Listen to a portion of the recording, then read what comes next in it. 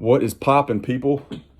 Got some pretty good stuff for you guys today. Go over a few of the quick talking points, and then we'll get right into it. So first, we're going to go over a little bit of the Mike Nolan, Jim Tom Sula news that just broke recently, a couple hours ago today. A little bit about Kellen Moore, his extension, maybe a little bit of Mavs Nuggets, not necessarily the team that they played last night and got the victory against in overtime, but just some Mavs talking points as well.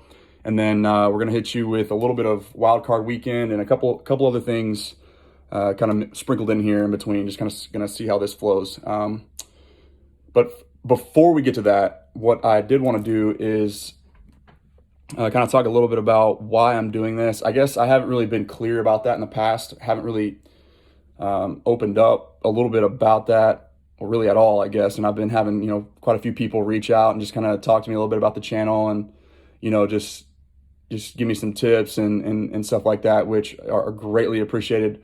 But I wanted to just kind of make it clear for, really for me, it comes down to, I mean, at the end of the day, it's like, I'm not doing this to be a famous YouTuber. I'm not doing it to be a content creator, and I'm not asking for people to, provide me feedback and watch my videos and share my videos and subscribe and all this stuff. Like, none of that is for monetary purposes. None of that is for growing this channel, to a point to where it gets me, I guess, like, makes me a famous YouTube creator. Like, that wasn't the initial, I guess, the purpose behind why I wanted to do this. And, the real reason is just because I want to show people that I am, like, how passionate that I am. I want to, football means something to me, and it's deeper than just fandom. Like, I care about the game. I crave knowledge, everything that goes into it, both, like, I guess from a personnel perspective, a scouting perspective, an analytics perspective.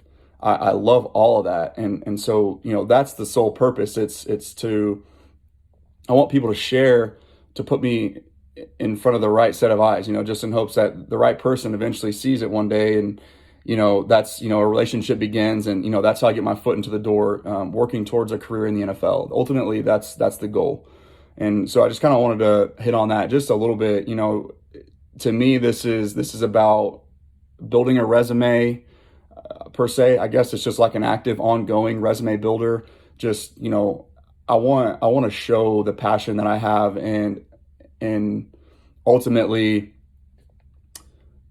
I guess, just, let some, like I said, the right person watches this video. I want them to know that I'm doing this just as a hobby, but also to show that I do have something to offer. I have something to bring, and, like, the passion for the sport will ultimately get me to where I want to be. And so, that's what this is all about, really. It's about doing something proactive for what I envision to be my career, after playing sports, after my baseball playing days are over with.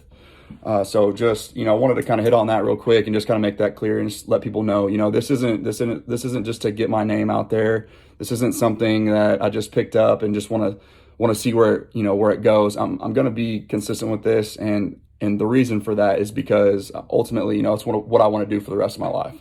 So I hope that makes sense to people, and I hope that you can appreciate that. And, if you're watching this channel, maybe you do. So that's the sole purpose. But anyways, beyond that, Mike Nolan, Jim Tom Sula, the defensive coordinator and defensive line coach, respectively, obviously fired today by the Dallas Cowboys. Mike McCarthy made the decision to let both of those two guys go. So just real quickly on that, those were obviously both Mike McCarthy guys. We knew that before those hires were made last year, going into last season.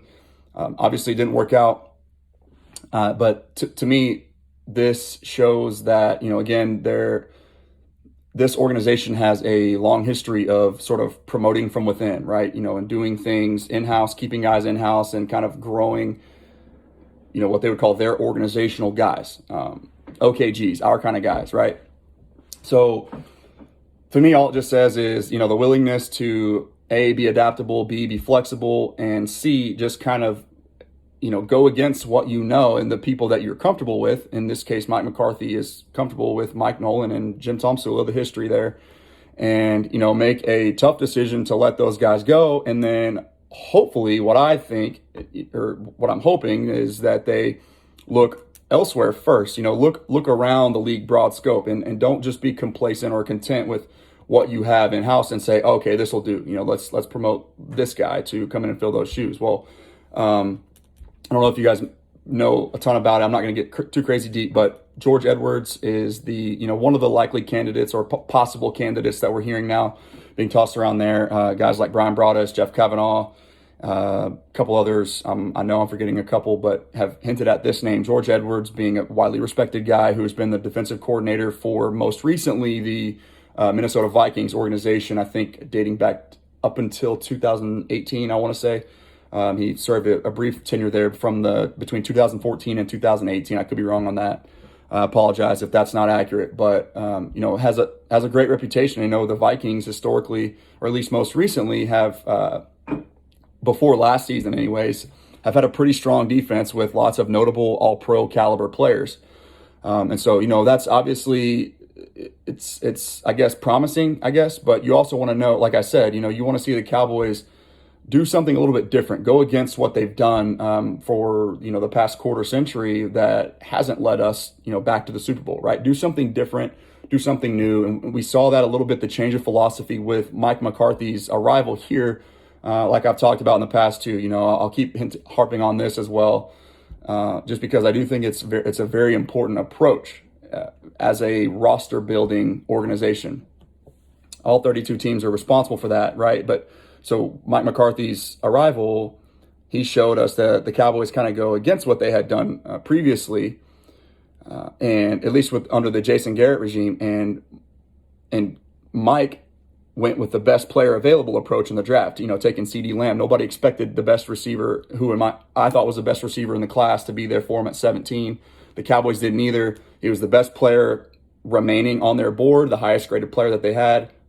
Boom, it's done. They take him. That's generally speaking, that's a worthwhile approach towards attacking the draft.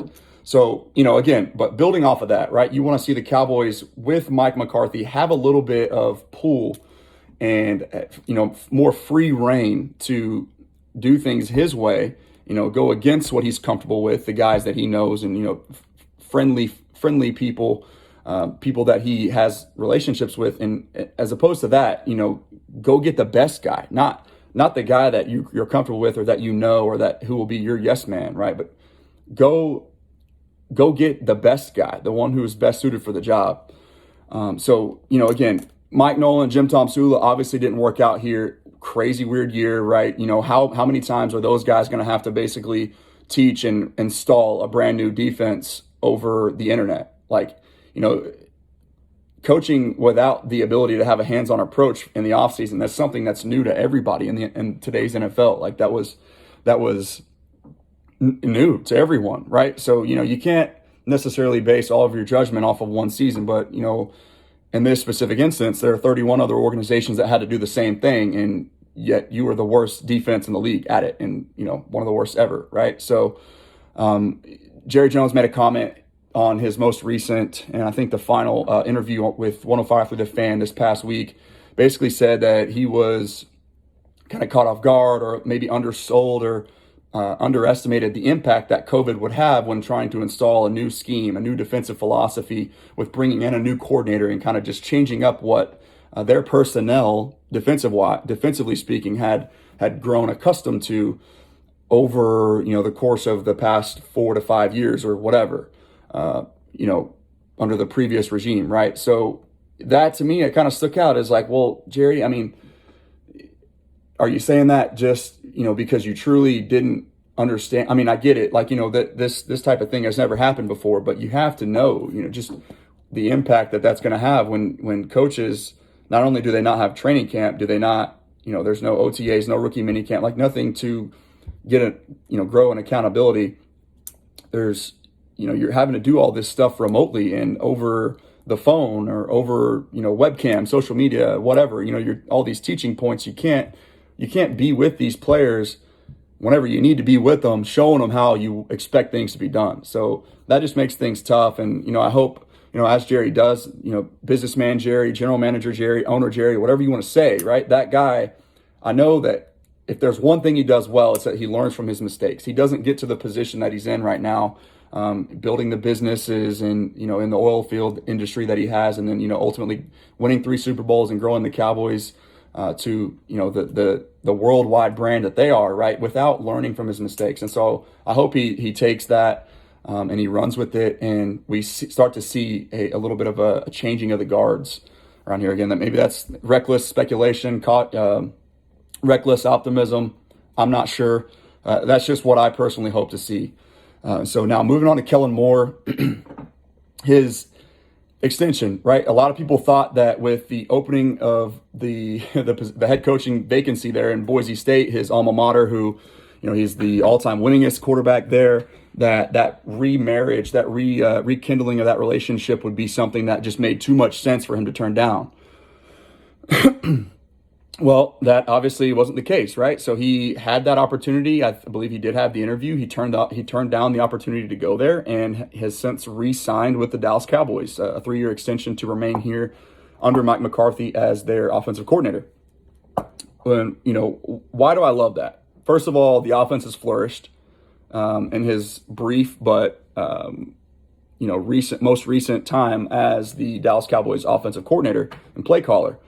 Before Dak's injury this year, obviously a lot of lofty expectations for what the offense could be with, the guys that we were bringing back in the receiving room, and then adding CeeDee Lamb to that unit, as well as, what Dak showed in his improvement last year. And then on top of that, you've got a pretty impressive running back room with a guy who's, won multiple rushing titles. So obviously the expectations were there. And then you add in, that doesn't even talk about what even before last year and the year before was the thought to be one of the best units in all of the National Football League, which is the Cowboys offensive line.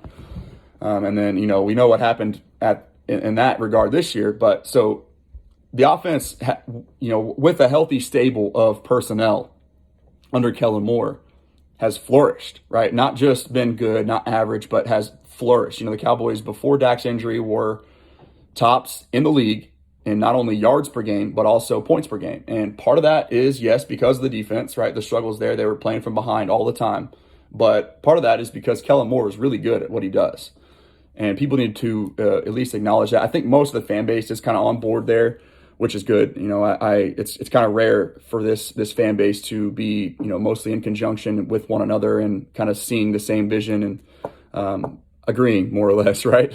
So that's cool to see. And then another thing, just what you kind of got to ask yourself, and I'm not going to overharp on this either, but it's just the way that I kind of rationalize things. It's like, to me, why would Kellen stay if he didn't think that this offense could repeat what it did in the 5 games that they had all together this year, and then do the same thing again next year? Why would he stay if he didn't think this team was ready to win right now? And then, beyond that, you also have to ask yourself, how good is Kellen really if this team was competing for, all the way up until week 17 for a division title in the NFC East with not just a backup quarterback, but the worst defense, arguably. I think, depending on how you look at it, there's a couple different stats and metrics that you could use, but one of the worst defenses of all time. So, you lose your starting tight end. You lose your starting left tackle for the year. You lose your starting right tackle for the year. And those, three names, we all know who they are, right? Blake Jarwin, Tyron Smith, and Lyle Collins. And then, you lose your franchise quarterback, Dak Prescott. Your perennial all-pro center, Travis Frederick retires before the year. Your right guard ends up, midway, 3/4 through the season, has a calf injury. He's out. So it's like just all these dominoes are just falling, and yet Kellen Moore was still able to put a pretty good, all things considered, product on the field, and keep the offense competitive when we weren't running guys, behind basically Andy Dalton, like third string and beyond, with Ben DiNucci and I'm forgetting Garrett Gilbert. Aside from those two guys who are third and fourth stringers, and arguably, these guys are practice squad type quarterbacks, right? Backup guys. What he was able to do, given all of his circumstances, at the very least, just to say the absolute least, deserved another chance. And in this case, to me, he's a very, very, very welcome addition and retention, I guess, for this team. And I think we're going to see very quickly early on next year how blessed we are to have that guy still in-house. So next thing that I kind of want to talk about, before we get to the next one, I did want to say the national championship preview, I'll have that out for you guys on Monday. Don't have time to dive too totally deep into that in this episode here. But I will have that for you guys on Monday. So be looking forward to that coming hopefully Monday morning. That's going to be priority for me to do, start the day off that way, getting Truck Talk posted for y'all and then uploaded hopefully so that you can see it well in advance of Monday night's national championship game. So be looking forward to that. And then another thing that I wanted to hit on before we get to the wild card preview is just the Mavs, right? I just kind of wanted to reiterate to people, the team is very, very young. Luka is, he's 21 years old, can barely buy a beer legally. He's learning, there's a huge talking point about the shape that he came in. And while, he should be expected to kind of have that stuff down pat, nailed down, that's an art in and of itself, right? Learning how to prepare and maintain your body and get it ready year in and year out, and just constantly like knowing the amount of time and the things that you're going to have to do to prepare and get right for the season to be in game playing shape. That's an art, and that's something that he will eventually learn how to do, okay? So let's not overreact a little bit or, overreact this early on in the season. And another thing, too, I want to give credit to Hunter Sands, who kind of pointed this out that I hadn't really considered. Atop the leaderboards of the Eastern and even the Western Conference, it's like all these teams that didn't make the playoffs last year. So what does that mean? Well, he basically pointed out that it's the teams that are the most fresh that weren't in the postseason, in the bubble and, competing in the playoffs that are the most fresh and that are kind of playing the best basketball right now. And that's just because that, they have their legs under them. They've had a longer offseason, so they got that initial rest and break period, and then they started to build up and had more of a training camp because they didn't have to spend that extra time, so late, I guess that they basically just had more time to prepare for this upcoming season as opposed to competing in last season's postseason, and then having to try to figure out with the short offseason and just how to get themselves ready. We're seeing even teams like the Lakers kind of look sloppy right now, who I still think are pretty easily penciled in to go ahead and win the finals again this coming year. But yeah, just don't panic. You're on top of Luka's shape. He's going to get better at that, right? And then not only that, you're getting a top 15 player in the world back either this week or next. So that's going to help too. It spaces the floor out. It helps everybody. It just improves everything. And so we're going to see that and just, be patient. Last night was obviously a great win, but still just seeing quite a bit of just speculation out there just about, the state of the team and all that stuff. I wouldn't worry too much. They're a young team. They're getting Chris Epps back very soon. And I trust Rick Carlisle to get the guys, with all the new pieces that we've got, Josh Richardson, Josh Green, Tyrell Terry, all that, and then even slowly but surely incorporating Willie Cauley-Stein into the lineup. That's just going to be something that kind of takes a little bit of time. And as these guys get back into shape and get their legs under them, I think we'll see more of the same that we saw last year. So now let's just go ahead and jump into Wild Card Weekend real quick here. I think starting off the slate, Saturday we've got Colts at Bills. Now, I'm going to you guys are going to see this trend, I guess, for me, pretty often. It's kind of plain and simple, at least from the way that I view it, my philosophy, what I deem important from a playoff and just a football perspective in general. I'm more than likely always going to favor the team that has the better quarterback. That's not always the case, but to me, just with what we've seen from Josh Allen and company this year, and Brian Daboll, who's generating tons of interest as the offensive coordinator of the Bills across the league, going to get tons of job offers and interviews to basically be the head coach for multiple different franchises this coming off season. I like the Bills in this contest just because of. I just think Josh Allen is such a threat, and really, I mean, it's pretty simple to me. This guy's completing 70% of his passes right now, and that's only one of the two major areas that he can beat you. He's just he's a multifaceted, versatile player. And he's just so tough to account for. So I like the Bills there. And then you got Rams, Seahawks. Obviously, John Wolford, the starting quarterback, had to take over for the Rams for Jared Goff. To me, the added dimension of his ability to move the chains with his legs in a weird way kind of like makes me want to sort of, I guess, more or less favor the Rams that much more. But though, again, like, how often do we see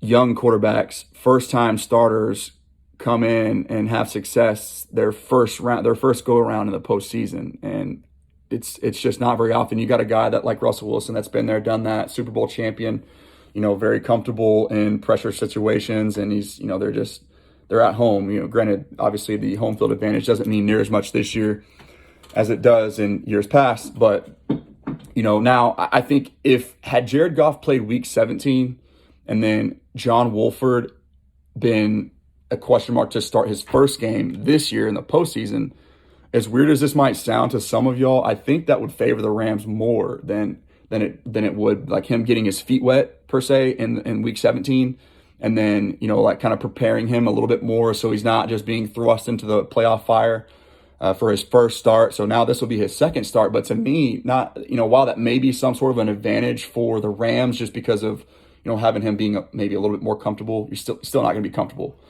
going out there. There's going to be nerves, there's going to be pressure, all that stuff, but the more important thing that I think that the talking point is the film that the Rams have put out there now for the Seahawks to kind of go and study and get things and get certain cues and figure out ways to slow John Wolford down and stop him, right? So that to me is just the fact that this is his second game, I think favors the Seahawks more than it would if it was his first game.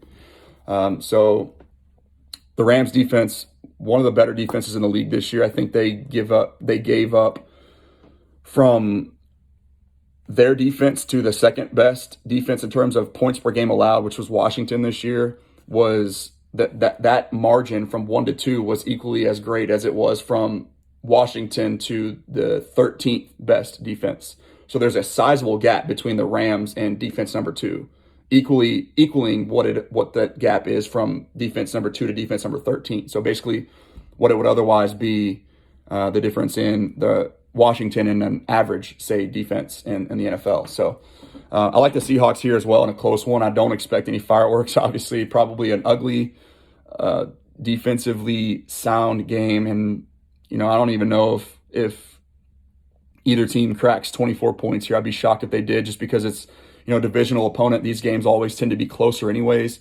And then you add in the fact that Jalen Ramsey, one of the better corners in football, has already slowed down DK Metcalf, who at one time this season looked to be unstoppable. He's done a great job of slowing him down. And so if you take that weapon away, basically the deep ball, up both sidelines, depending on however you want to say it or look at it, it's you take that away from Russell Wilson. They've struggled to move the football when DK Metcalf is basically schemed out of the game. And so it's just, it's going to be tough, I think, for both offenses to get anything going early. And we might see, a field goal or two come down to, be the ultimate deciding factor. Moving on to the Bucks and Washington. And this one is, actually, hold on one second. I'm going to go turn the light on for you guys.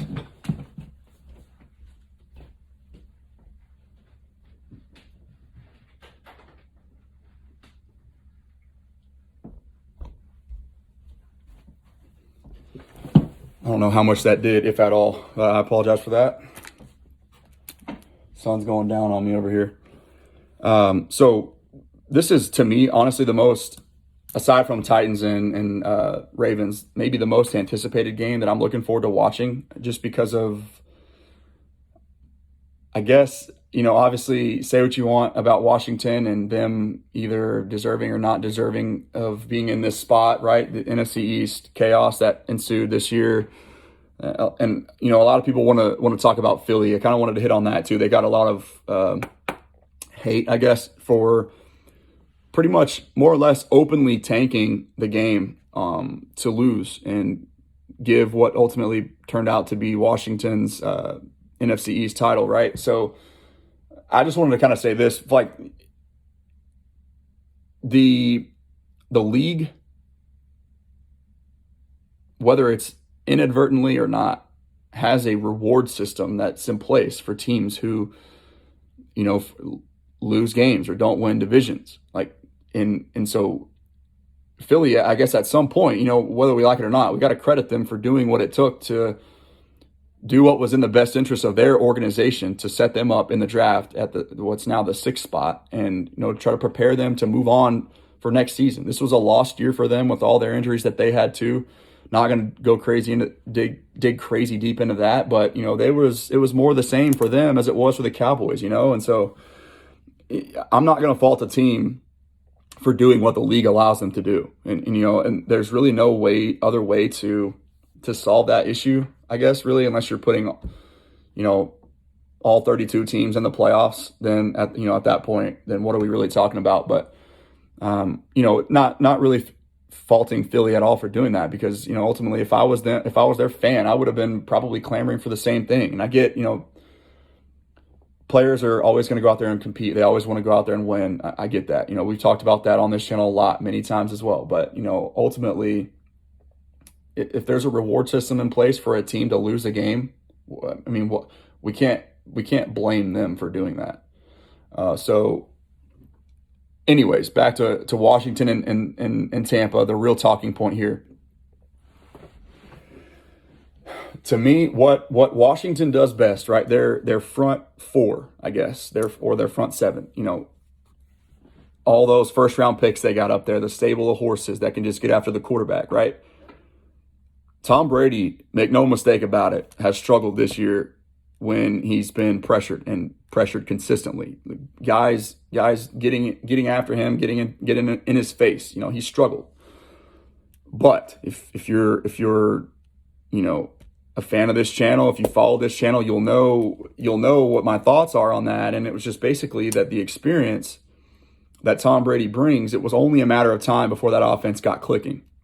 Okay, and now why is it clicking? And this is the thing that I really wanted to hit on. So the first 13 games of the season, when you saw Tampa, peaks and valleys. Some games, they're out there, they blew out Green Bay, I think it was week 5 or week 6, like 38-10 or whatever it was. And then other games, you're seeing them lose to the Bears, right? It's like, what is going on with this offense? Well, I tried to kind of make that clear that, with bringing in a guy like Antonio Brown halfway through the season and getting him acclimated, that was going to be something that sort of stymied their flow, their offense. They're trying to figure out how to get him, as well as their 2 other Pro Bowl caliber receivers, all incorporated and involved in the game at the same time. And I said that, eventually they're going to start hitting on those deep shots. And, well, they have, right? So for the first 13 games, this is the most important thing to me. And you'll hear guys like Warren Sharp, who I respect, and basically just, I can't get enough of his content and following his, I guess, all of his takes, right? He's just a brilliant guy. I've purchased his book both back-to-back years now for the last 2 years, and just really appreciate what he does. But what Tampa Bay was trying to do early on, the first 13 weeks of the season, they ran the ball on first down in the first half 67% of the time, and we saw what that got them, right? At one point, I think they were 8-5 and on the outside looking in of the playoff picture. Well, we saw a change in philosophy, right? Bruce Arians swallowed his pride, went against the historical norm, and basically adapted. Him and oh geez, his name is Byron Leftwich. Is it Byron Leftwich? Their offensive coordinator. I'm drawing a blank here, but those two guys, right? What they did was the last 3 games of the season when we saw their offense clicking, putting up 40 points a game, really, they started, instead of running the ball 67% of the time on first downs in the first half, they threw the ball 67% of the time on first downs in the first half. And so, basically, just to make a long story short, we're finding that trend to be more and more. It's becoming more and more sticky. The teams that throw the ball on early downs are a lot more dangerous and have a lot more success in today's NFL. It's just the way that it is.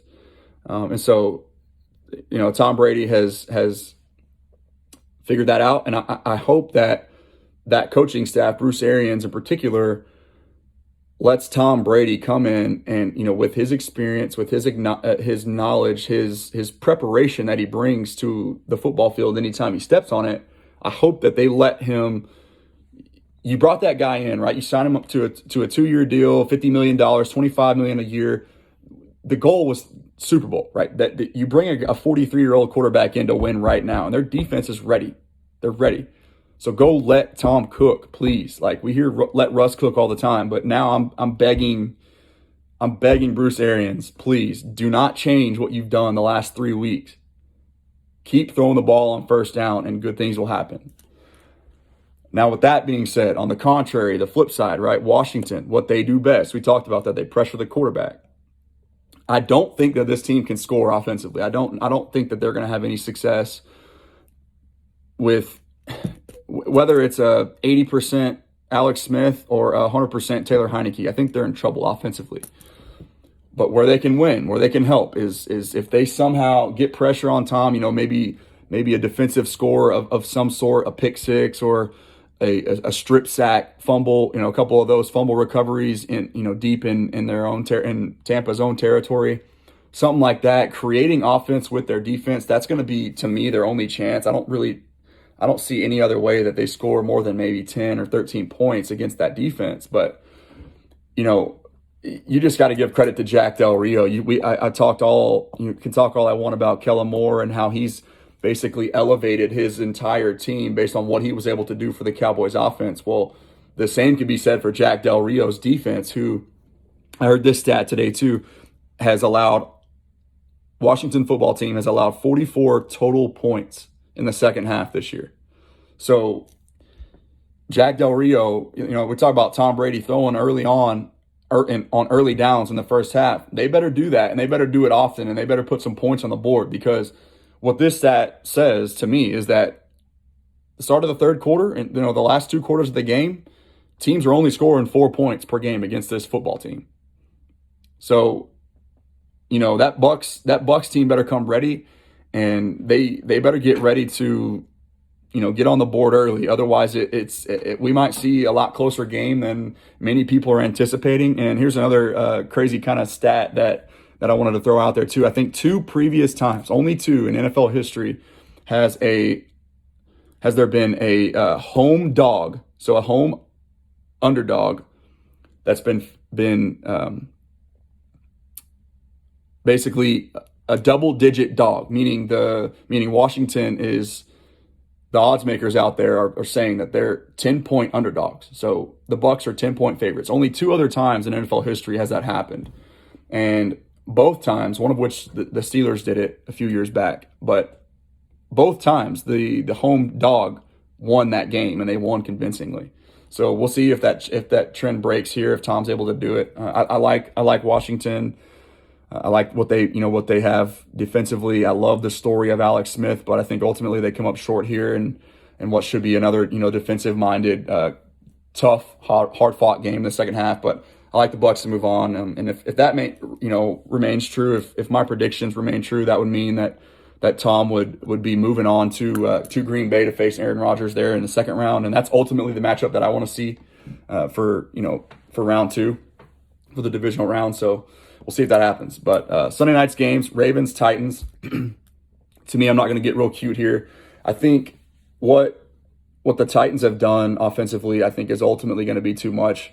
They're recent history against the Ravens. They've kind of dominated that matchup. And so to me, I just kind of expect more of the same, just from the Titans' perspective. I think they're the most complete offense in football. And yes, I'm saying that while considering, what the Bills are doing with Josh Allen, what the Chiefs are obviously doing with Patrick Mahomes. But when I say complete, I'm not saying best. I'm saying most complete, meaning they can beat you and get chunk plays in a multifaceted, style. They can beat you on the ground and they can beat you in the air better than any other team in football right now. And so ultimately, I think I like the Titans to move on here in a home game. There's some obvious beef now between Mike Vrabel and Jim Harbaugh. So it's gonna be a fun one. That's the game, the first round game that I think I'm most excited to watch, just because both offenses are pretty potent, and we're seeing the Ravens kind of take stride too. So it's all about fireworks. This may be the one that we get it, but ultimately I like the Titans to move on to the second round there for all those reasons that I stated previously. And then the last two matchups that we got on Sunday, the Bears and the Saints. Pretty plain and simple for me. The Saints, to me, are kind of like the dark horse team I think a lot of people are forgetting about. And I say that because I meant to do this before, and I just remembered that I didn't. But I believe the Saints have played 2 games this year in which Michael Thomas and Alvin Kamara were both on the field at the same time. So I think we kind of forget how dangerous that team can be, especially at home, in the dome, on the turf. We forget how potent that team is with the experience, the veteran quarterback play that they have in Drew Brees. That's a very, very well structured roster.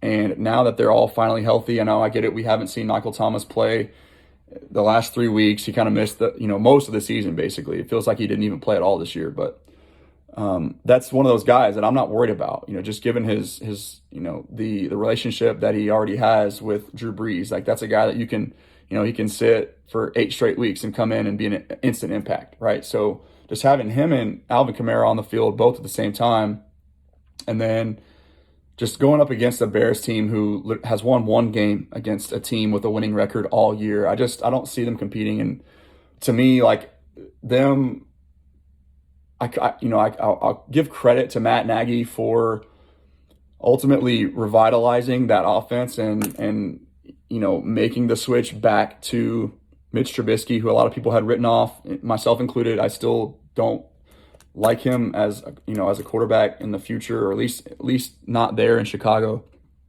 But I think ultimately them making that run, while I respect it, is going to hinder that team in the future, because I think now that they've already got so much invested in Nick Foles. I think at roughly 20 a year, which isn't a ton for a quarterback, but when he's not your starter, that's an issue. And then you couple that with now Mitch Trubisky kind of more or less earning himself at least one more shot next year. So it's like, if you have no choice but to give Matt Nagy and Mitch Trubisky another run, well, I kind of feel like that we're going to see more of the same of this team next year. It's just going to be another season of mediocrity, kind of. So it's like almost them making the playoffs kind of did themselves a disservice.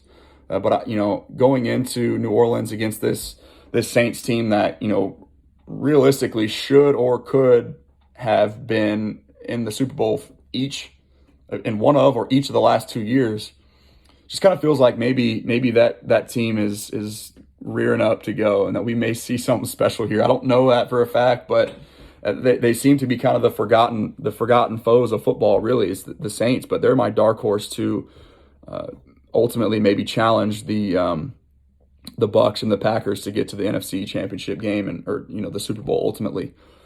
So again, Bears haven't won a game, or have only won 1 game against a team with a winning record this year. I guess shaky quarterback play at best, and then just given what I know about this Saints team and what they can be offensively with a healthy stable of playmakers, I like them to thrive here, and I don't really expect this game to be necessarily close, but we'll see. That's why we got to play the games, right? So I'm looking forward to that one. And then last but not least, the Browns and Steelers. Man, so again, talked about how close the divisional matchups usually are and can be. in the NFL, even in the regular season, right?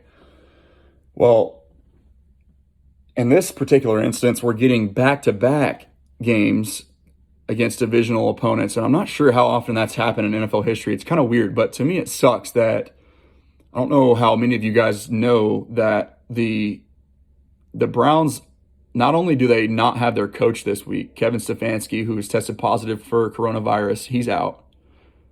But because of that, and a couple other guys within their roster, within their organization, they have not been able to practice all week. Today was their first day. So 2 days before, the biggest game for the Browns in 18 years, or whenever the last time it was that they made the playoffs. Two days before that, they're having their first practice. Now, I'll caveat this or that statement by saying this. Really, that means the practice, while that's a big deal. Okay, let's not overlook that. But when you're game planning and you're prepping for that team literally 1 week prior, it makes that transition a little bit easier than it otherwise would be, right? So to me, I think that the fact that they did play them last week, that kind of negates some of that disadvantage that they would have had in this game had they not been able to practice, or since they haven't been able to practice. But also the collective bargaining agreement, the current CBA that they're under right now, basically all teams can do on a playoff weekend or playoff week leading up to playoff weekend is they can really just do walkthroughs and shells anyway. So they're not hitting each other.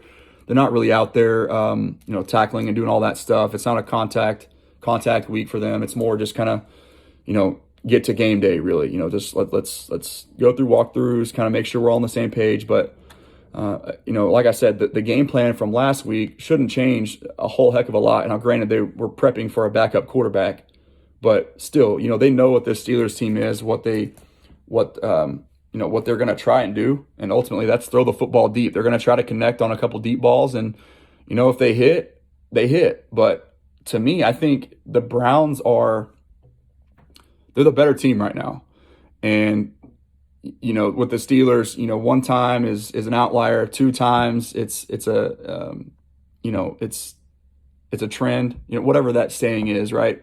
If you do it 3 times in a row, that's who you are, right? So we're seeing that. Like, that's the Steelers not being able to run the football. I've been saying how important that was going to be. If they couldn't get that going, they were going to be in big trouble. And now going against a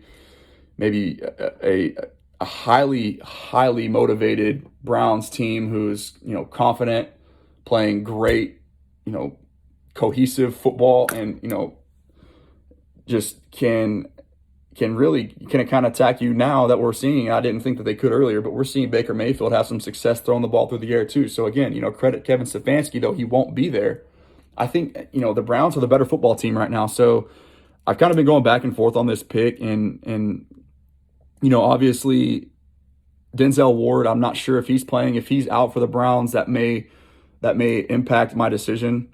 And I might maybe pick the Steelers to win that one. But I think if Denzel Ward plays, the Steelers or the Browns, they lost Joel Bitonio, but they got Wyatt Teller back last week in week 17. So it's like both offensive linemen, right? So it's like you lose one, but you gain one.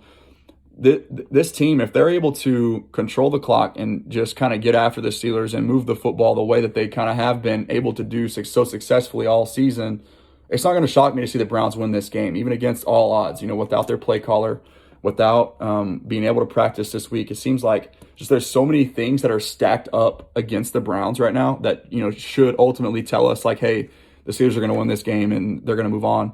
I don't know. Just kind of like all those things being considered, to me, makes me want to kind of flip that and say that I think the Browns are going to win. I think ultimately, again, Denzel Ward's kind of a key piece. I don't know. This is a tough game for me. It's kind of a toss-up. I could see it going either way, but again, another divisional game.